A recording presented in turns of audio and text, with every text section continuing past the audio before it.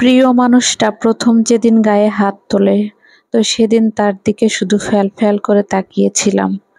ভালোবেসে বিয়ে করেছিলাম তাকে। তার থাপ্পড়ের বেগটা এমন ছিল যে ঠোঁটের কোণে রক্তবিন্দু জমে গিয়েছিল। নিঃশব্দে শুধু চোখ থেকে পানি ঝরছিল, কিন্তু সে আমার চোখের পানি দেখেও গলে যায় নাই, বরং কঠোর হয়েছিল।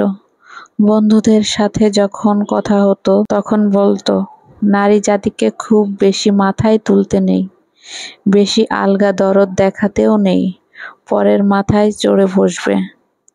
এই জন্য পান থেকে চুন খসলেই চড় থাপ্পড় দিয়ে আমাকে শাসন করে রাখত।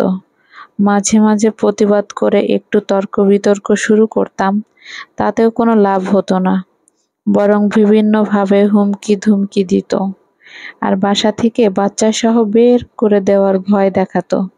আমি ছিলাম বড্ড আবেগী মানুষ, খুব কষ্ট হতো, নিঃশ্বাস বন্ধ হয়ে যেত। একটা সময় করে মানিয়ে নিতেও শিখে গেলাম। এভাবে চলতেছিল ভালোই। আমি তার সব কাজ গুছিয়ে করে দিতাম, কিন্তু মুখ ফুটে বলার আগেই তার সামনে যেগুলো হাজির করতাম, আর সে মুখ ফুটে কিছু না বললেও বুঝতাম সে নিজেকে খুব একটা গুরুত্বপূর্ণ কিছু একটা ভাবতে শুরু করেছে। তার গর্বের সাথেই সবাইকে বলতো, বউকে কিভাবে কন্ট্রোল করতে হয় আমার কাছে শিখে নাও। আবার যখন মানুষের সামনে থাকতাম, তার সাথে এমন একটা ভাব নিয়ে থাকতাম যে আমরা খুব হ্যাপি আছি, একদম হ্যাপি কাপল। হ্যাপিই তো বলা যায়। আমাদের মধ্যে তো কোনো ঝগড়া হয় না, কথা কাটাকাটি হয় না। যদিও কিছু হয়, তা আমি কোনো কথার প্রতি উত্তর দেই না, আর দিলে তো আমাকে এক থাপ্পড়ে সে ঠিক করে দেয়। এভাবে তো যাচ্ছে বেশ।